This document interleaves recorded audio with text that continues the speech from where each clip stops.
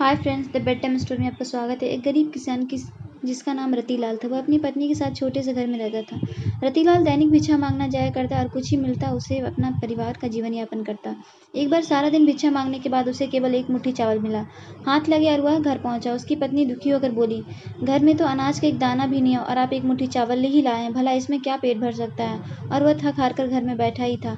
द्वार पर एक भिक्षुक आता है और वह खाने के लिए मांगता है। रतीलाल धर्म संकट में फंस जाता है। अब वह एक मुट्ठी चावल अपनी पत्नी को दे या सामने खड़े भिक्षुक को, लेकिन वह द्वार पर आए किसी व्यक्ति को बिना कुछ दिए जाने नहीं दे सकता था, इसलिए उसने वह चावल भिक्षुक के टोकरी में डाल दिया।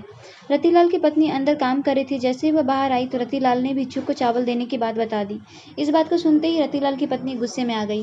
तभी रतीलाल ने बताया कि चावल के बदले भिक्षु ने उसे एक पतीला दिया है और कहा है कि अब खाने इसी में बनाना। रतीलाल पत्नी गुस्से से कहती है, क्या पानी उबाल कर दूं, क्योंकि अनाज तो है नहीं और जो आप लाए थे उसको भी दान में दे दिए। और जैसे ही वह पतीले को उठाती है उसे कुछ वजन का एहसास होता है। वह पतीले को खोलकर देखती है तो चौंक जाती है, क्योंकि उसमें इन दोनों के लिए पका हुआ खाना रखा हुआ था। रतीलाल की पत्नी के चेहरे के खाने को देखकर मुस्कुराहट आ जाती है। दरअसल उसने कई दिनों से ठीक से खाना नहीं खाया था, लेकिन रतीलाल यह नहीं समझ पा रहा था कि वह भिक्षु उसे खाली पतीला देकर गया था, तो इसमें खाना कहाँ से आया।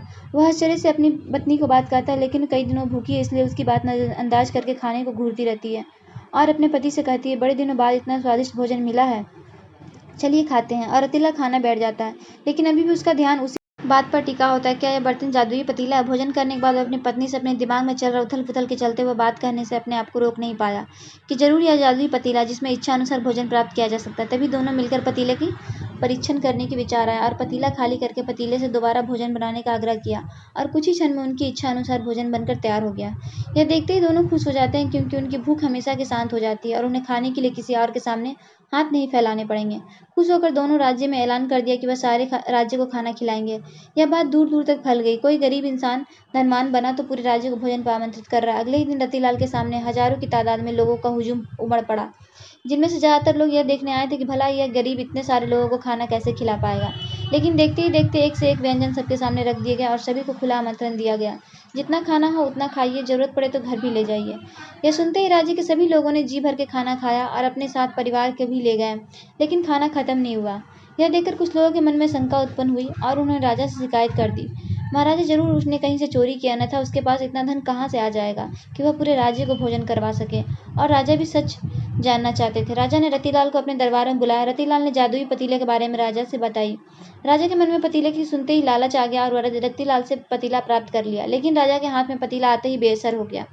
राजा को लगा जादुई पतीले की बात झूठी। उसने रतीलाल को गिरफ्तार कर लिया और चोरी के आरोप में डलवा दिया। रतीलाल के सामने चिल्लाता रहा, मैं चोर नहीं हूँ, लेकिन उसकी बात किसी ने यकीन नहीं किया। राजा ने आदेश दिया कि रतीलाल को पतीला नदी में विसर्जित कर दिया जाए और रतीलाल जब तक अपनी चोरी की स्वीकार नहीं करता तब तक कारागार में रखा जाए। और जैसे ही पतीले को पानी में विसर्जित किया जाता है, राजा के महल में चारों तरफ से पानी बहने लगता है और देखते देखते राजा का महल पानी की बाढ़ में डूबने लगता है। राजा अचानक अपनी महल की ऐसी स्थिति देखकर घबरा जाता है। उसे समझ में नहीं आता कि वह कैसे हो रहा है। तब वह अपने राज्य के ज्योतिषी आचार्य से चर्चा करता है और आचार्य उसे बताते हैं कि तुमने एक निर्दोष व्यक्ति को कारागार में डालकर अपराध किया है, इसलिए इसके महल की स्थिति हो गई है, और यदि अपने कारागार से वापस नहीं निकाला तो इस राज्य का सर्वनाश हो जाएगा।